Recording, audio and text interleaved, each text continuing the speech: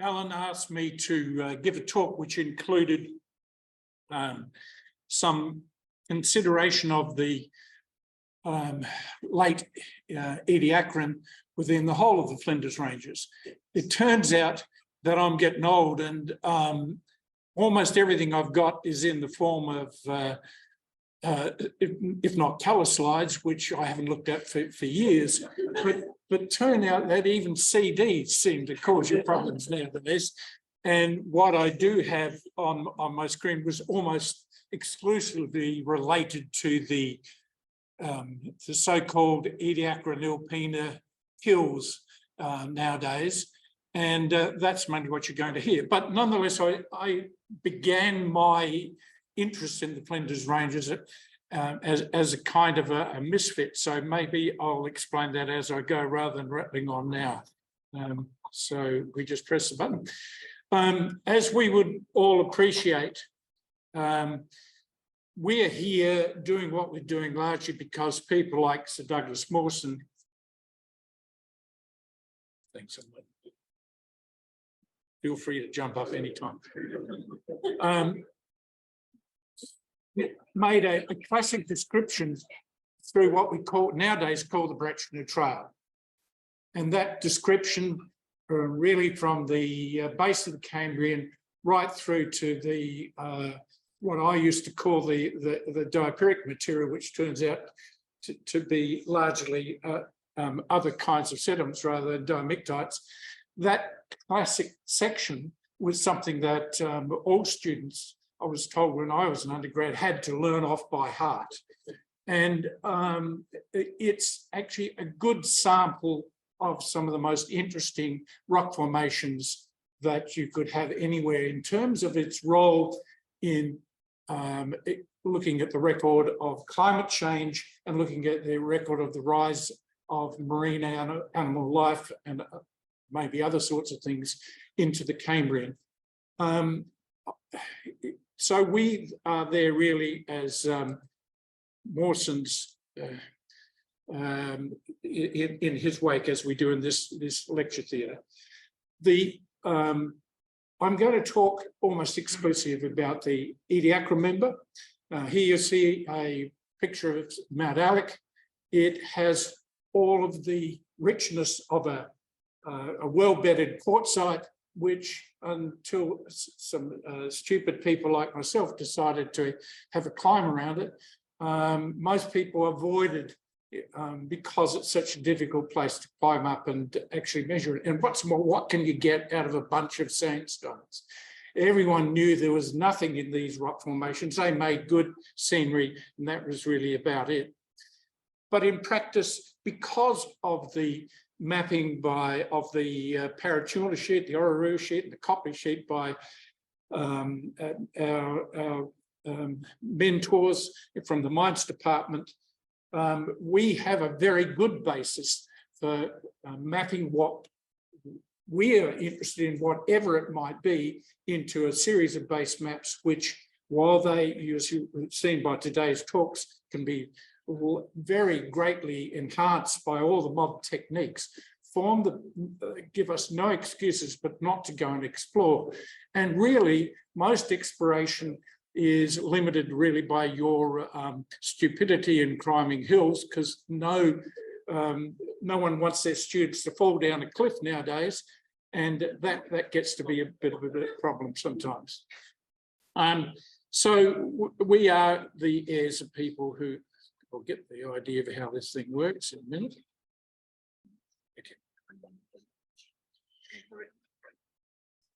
Right, so when you take the trail from Nilpena into Bracknell Gorge, you get what's probably one of the classic geological background scenes, and it goes through the most really fascinating rock formations, which, as I've learned tonight, I know nothing about many of these rock formations. The great advances in the use of modern techniques in unraveling these things is being demonstrated as we speak. So most people would do the Bractner Trail into Bractner Gorge and out again and say, what wonderful scenery, a lot of fairly boring rocks. And that's what people did for a very long time. But nonetheless, as you can see by this diagram on your left, sorry, on your right,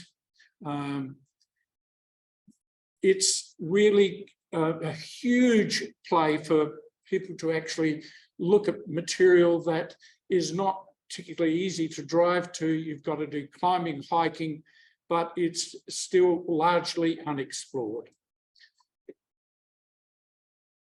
The part of the geology that I work on really is a result of this guy, Reg Sprigg, which a few of us have heard of, who was fascinated by almost everything in the Flinders Ranges and further afield. And it's no wonder that he followed some very early reports of strange rocks at this place called Ediacara. And when he went there, as we found out from his diaries, his first trip was actually in 1946. He published in 1947 and then 1949. But that paper that it put out shocked people that you could actually find the impressions of fossils, the Ediacara Biota, in the Hornsey quartzite. But for probably about 20 years, it was assumed that they're restricted to this quaint little plateau called Ediacara. After Reg got there and published the first papers by a couple of guys, firstly, Ben Flinders from Whyalla, who was just an amateur collector of all sorts of things, and Hans Minchin, who turned out as a teacher to be the first information officer at the South Australian Museum. And they have fossils appropriately named after them: Ben Flinders, Spriggina floundersi, and Parvanka minchami, because they found the fossils that made people excited. The disc-like things and Dickinsonia type things were pretty weird for the late Professor Martin Glaessner. He was, of course, a micropaleontologist, and these were interesting, but what could you do with them? And it was really only when these two guys turned up with the smaller bugs from the Ediacara Biota that things really started to change, and they changed in a relative hurry after that. I only got into this by chance as a second-year student sitting in the tiny room at the end of the corridor with Mary Wade and Martin Glaessner teaching about 7 students in paleontology.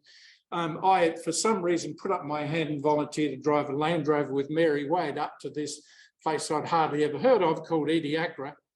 And that's how I got to know her. Then I got sucked in for the next trip because a schoolboy had actually come to Hans Minchin, who was then the museum interpretation officer, and brought in a rock with what he thought were actually those wrinkled worm trails. They turn out to be what we call syneresis cracks on a piece of sandstone. But what he hadn't seen was that there was actually a, this time I'll try and not lose it, it actually has a Dickinsonia spread across it.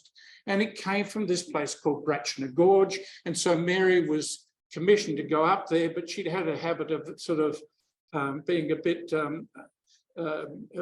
inattentive of where she was driving with the car and had driven off the road. Never done any damage to herself, luckily.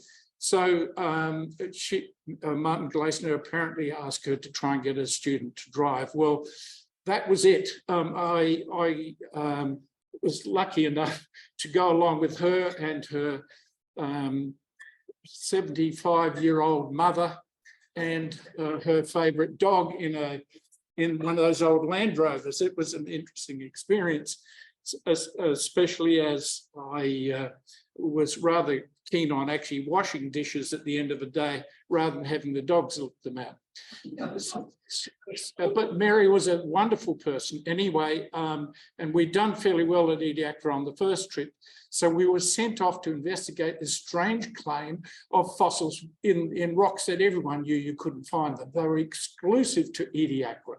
this one place up in the northwest, which had been collected even by then fairly heavily and was regarded as important, but no one had found any Ediacara fossils anywhere else. Anyway, as it turned out, there had been this one specimen already broken, which you see there on the picture, which Paul Hethersay had found as a boy, and he brought it into Hans Mitcham. Hans Mitcham recognised the Dickinsonia, and we were sent off to try to find it. It took several days in Bratchner Gorge to find the right level because we had no idea. And we knew, of course, from Ediacara that the Ediacarans would be right at the western end below the massive archaeocyath carbonates. And so I was sent up all sorts of gullies on either side of Bratchner Gorge. And then one evening, as we were walking back to the camp, which was about 2 kilometres in to the gorge, we happened to catch the very late light, which reflects off the rocks, and find this particular place where Paul Hethersay had found the rock, and the rest is history, because it was replete with Ediacara fossils up and down. So it's actually in this little gully, which you'll see any day in Bratchner Gorge, and there's still a bit there. Neither Mary or I had a camera. I didn't own one, and Mary had forgotten to bring one. So I was commissioned to do this wonderful portrait of the Bratchner Gorge as the only method of recording where this thing had come from, which was about 500 metres stratigraphically below the Cambrian, and not just at the top like it was at Ediacara. So the diagram you see here on the left is where they came from. These two horizons, one in a gully there, another one in the next band below. Most people had looked into the rocks further to the west, big fault going through and so on. And we did that, as I said, for 3 days before we found anything. Anyway, I'll get on with it. The beauty of Bratchner Gorge is not just the fossils, it's to do with the whole process of exposing a succession right from the diamictites that we got in the centre of the syncline right through to the early Cambrian, including some fairly good archaeocyaths, not as good as perhaps a little bit further north at the Putapa mine, but nonetheless, this is an excellent place to learn geology. It isn't necessarily a safe place to do that. And so there were some limitations, as we found. Many years later, when I was doing my PhD at UCLA, Bruce Runigo is an expat Australian. I had a special grant at that stage to actually go and do some hunting for fossils in South Australia, and that's how I got to fly in this strange little egg beater all along the Hyson Range, which we landed in places like the tips of these peaks, wherever there was enough bare land. Nowadays, there is no way that you could actually do that sort of thing. More the point is, that's a helicopter. We carried out all of the rocks that you'll see in the wall in the Ediacara gallery stuck up in a frame. We stuck them behind us in the seats and carried them out bit by bit down to Parachurna Gorge. You can't do those things nowadays. Okay. Sorry. There we go. Anyway, as a result of that, those experiences, and having climbed most of the accessible ridges across the Flinders Ranges and the Chase Range and Druid Range, I met up with Mary Droser back in about 2000, and we had been on a trip to Namibia to look at the Ediacaran fossils in Namibia, and to compare them with the stuff that I've been looking at in the Flinders Ranges. And at this stage, many of you will know Richard Jenkins, who had been working on the Ediacaran fossils, and there was a very good collection of them here in the museum. But he discovered, he hadn't personally discovered, but and a student, a mature age student, Pam Hazen, or I believe she's passed away now, actually had visited an old farmhouse at this station called Nilpena. The current owner of Nilpena station is, as you see, Ross Farger squatting there on the veranda of the hut, which had slabs of rock all over it, some of which had Ediacara fossils in them. And so it wasn't really rocket science for somebody who knew a bit about to know that they must have come from nearby. But until then, Ediacara fossils are pretty much restricted to places like Bratchen Gorge, and we had already found them in other parts of the Hyson Range and also the Druid and Chase Range around the Flinders. But Ediacara was really the only place we knew of. So this turned out to be a very rich deposit, and Richard did what we all did. When you found a valuable fossil, you picked it up, wrapped it in a bag and took it back to the museum. And Ross Farger, you see squatting there, was a little bit worried by this, because he said, well, what's in it for us?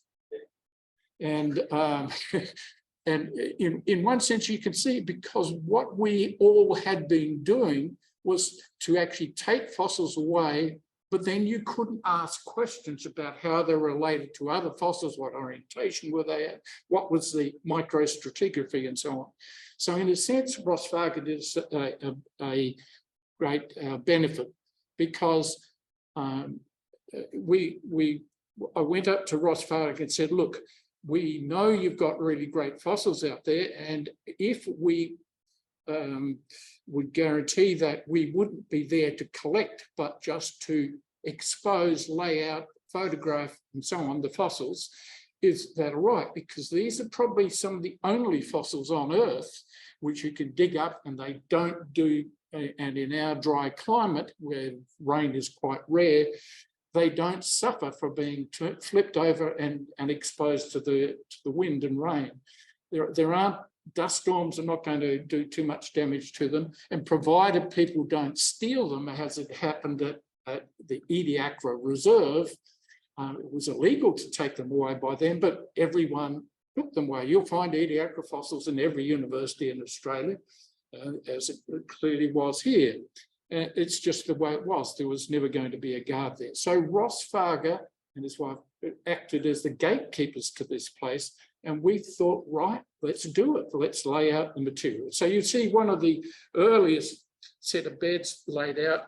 The good fossils were always on the bottoms of the bed, so you flipped the rocks and put them back together, and then you took your photographs, you made casts, and hey, this is desert, where these rocks are not going to dissolve, and provided no one's going to purloin them, they could stay there for probably tens or dozens of years. And today they are still there. You could see this is the upside down of a bed. You can see there wave ripples, but they're upside down wave ripples, the grooves in between, which are the crest of the ripple, and now they are casting the bed that was below. So this is the soul of the bed, and every one of those tickets is a nameable fossil.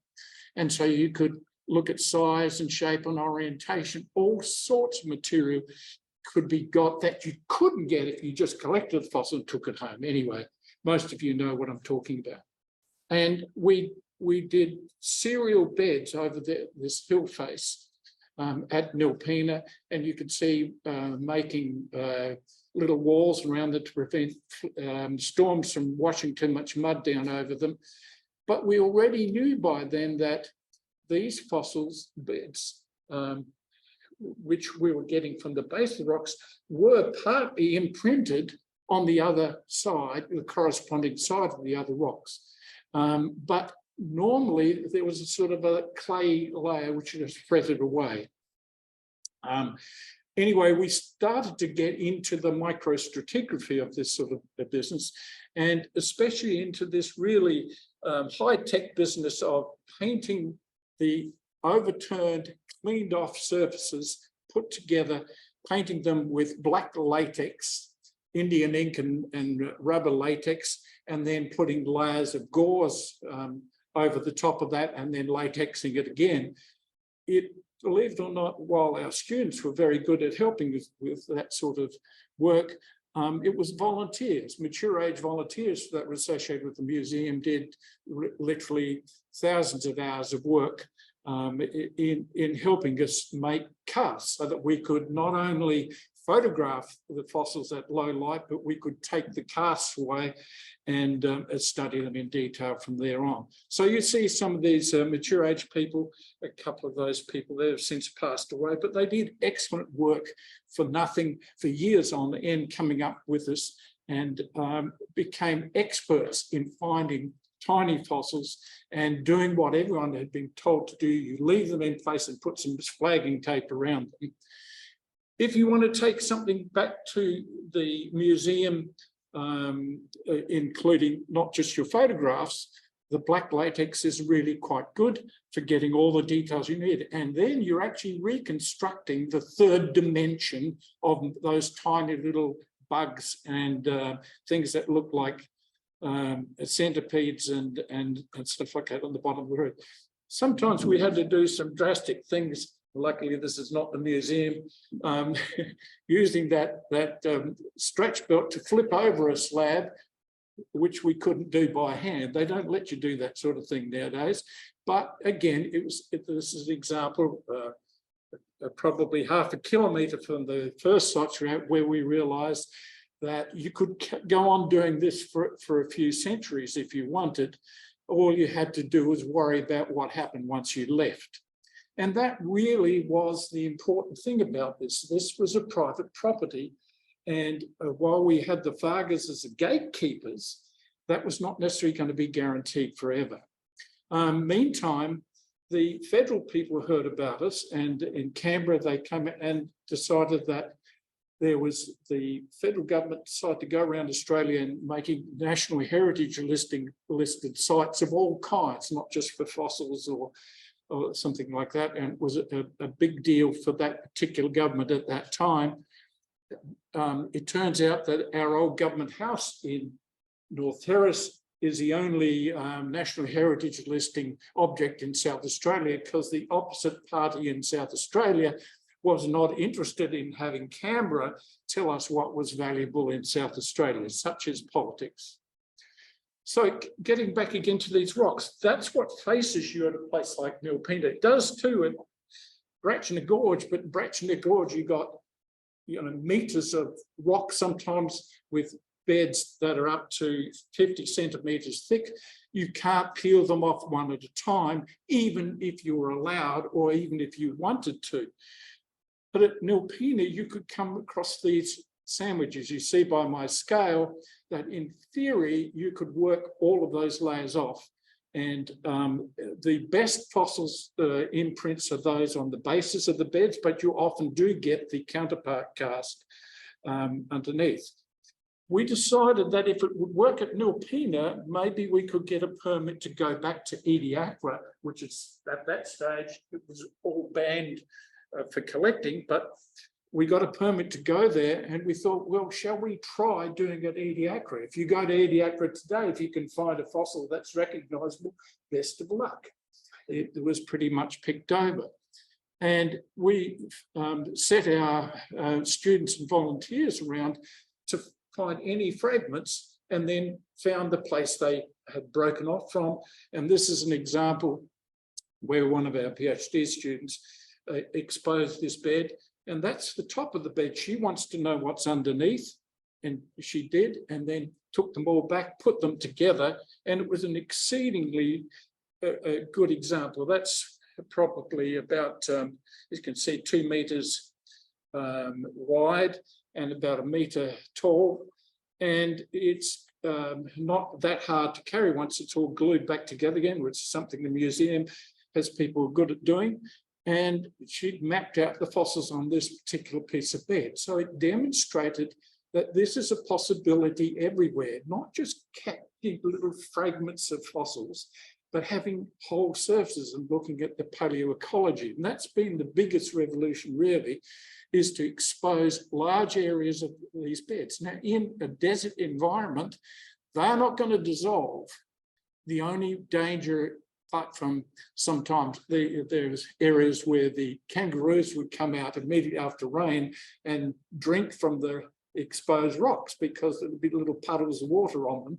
But to be honest, they didn't give much problem. And apart from horses, which Ross took off the area at Nilpena pretty soon, there wasn't anything to worry about.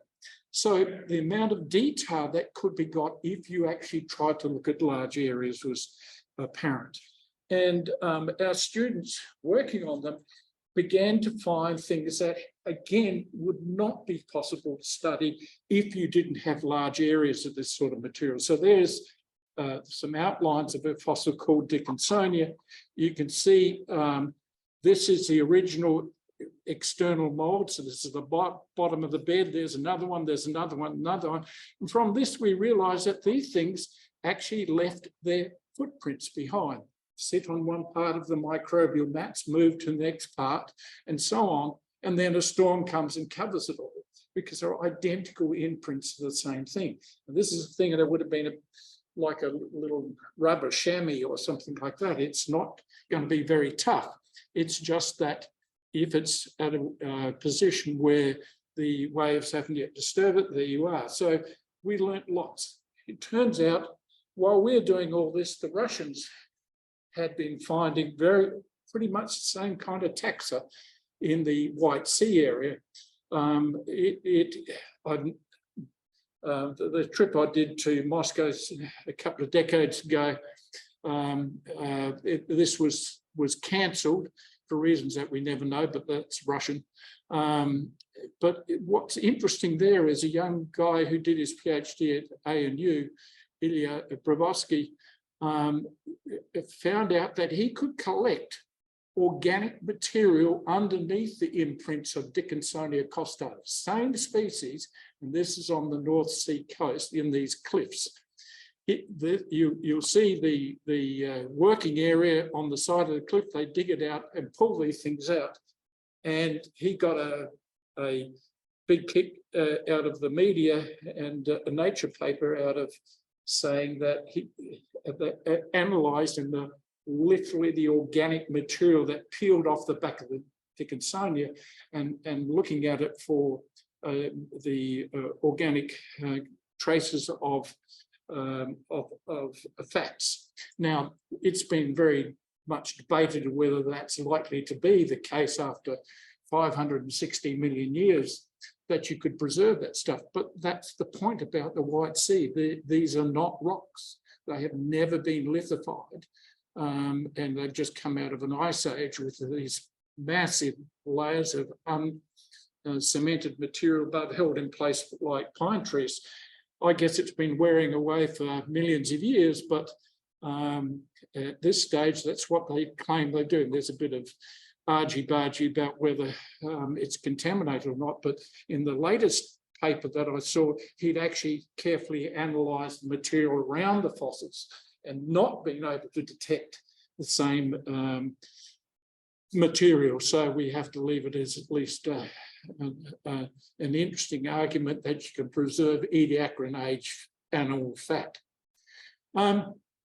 Coming back to Nilpena, one of the great finds that Richard Jenkins and Chris Nedden made was this giant specimen. This is a resin cast of it, of what was then called Dickinsonia rex. We're talking about almost a metre long and about 80 centimetres wide, down to the finest details of these segments in its structure.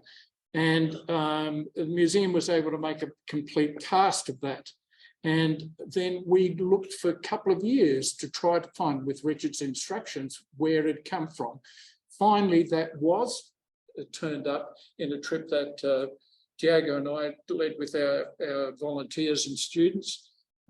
This isn't the bed as we found it. This is after Mary, our colleague Mary Drosser, and her students came and family turned it over. And this is the bed. And in fact, if you look very carefully on here, you can just see another Dickinsonia rex sitting inside here, not as big as the one that Richard found. But this bed is almost 30 centimetres thick, so a massive job just to flip it over and put it back together. But that's the nature of this material in a place like Nilpena. And it doesn't mean that we're going to go around digging up the whole place, but it's a resource that can't be underestimated. And in practice, while we've now got a cover over this, the theory is in that dry summers and relatively not very moist winters, that this is an ideal place for keeping this stuff in place, and the chances of it dissolving like carbonates is much less. Anyway, so that's the sort of stuff we get out, what we call the Ediacara Biota, from things a few tens of millimeters through to the size of a footmate. These organisms have undergone all sorts of analyses, and there's a huge literature on whether they are related to modern phyla of animals. There are some people who think they should get their own phylum, just the Vendobiota, because they don't resemble true worms or true arthropods or anything like that. But once one looks at the material from different sites in the world where they come, to the top row here is from Namibia, where you see a whole array of things, some very similar to ours, some of the same taxa. Here in what we call the White Sea assemblage, both in Russia and in South Australia, we get these things with a whole arrays of shapes and forms. And then in the Avalon of Newfoundland, and also in Leicester in England, they get a related specimen as well. So these are truly global.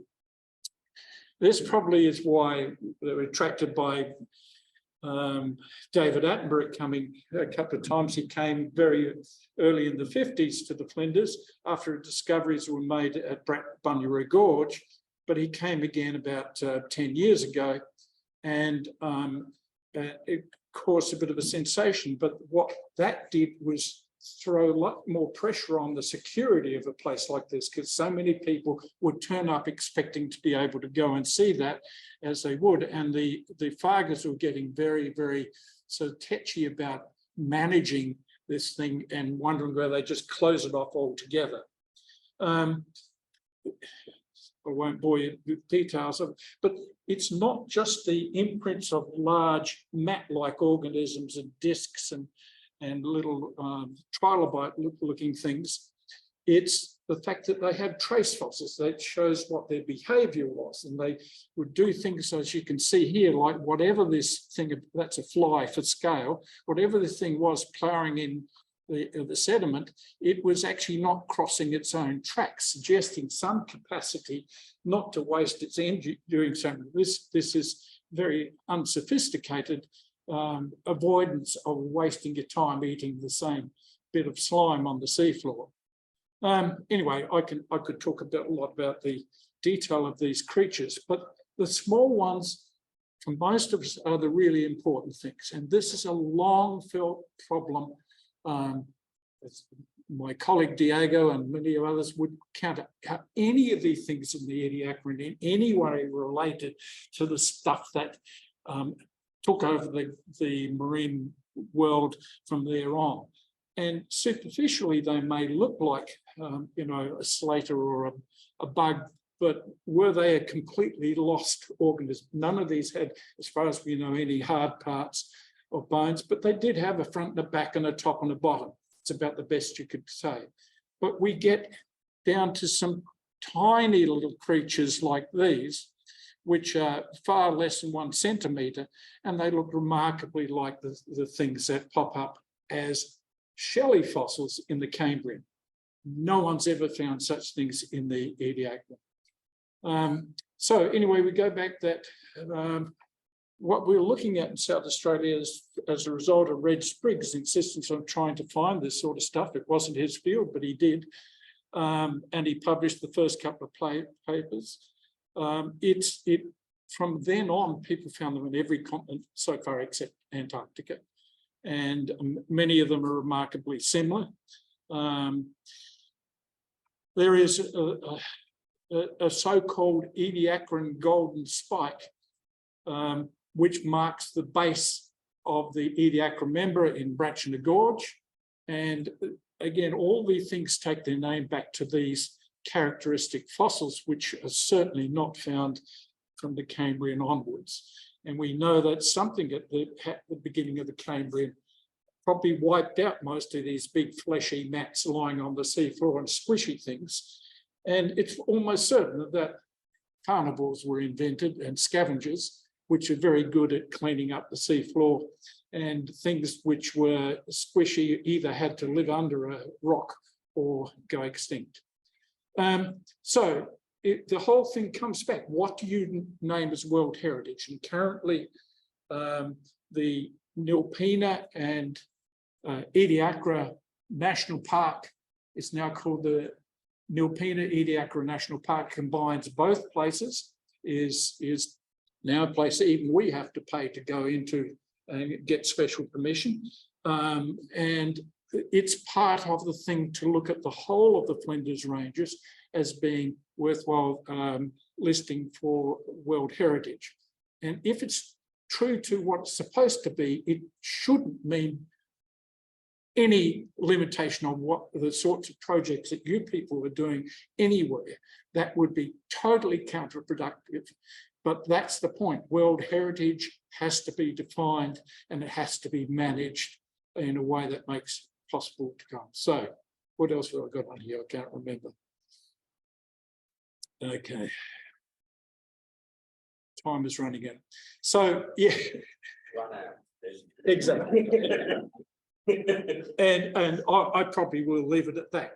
But that's on our backyard. I am a very great supporter of the notion that for not only for education purposes, but for popular purposes, it should be possible to go and appreciate this rather unique treasure that we've got in the Flinders Ranges. Tonight, we've looked at the results of all the other fascinating work that was done on country, which I hadn't even imagined you could look at when I was a student in the same sense. And that's why I think we haven't scratched the surface, whether it be a fossil or a mineral, it doesn't really matter. Thank you very much for your attention.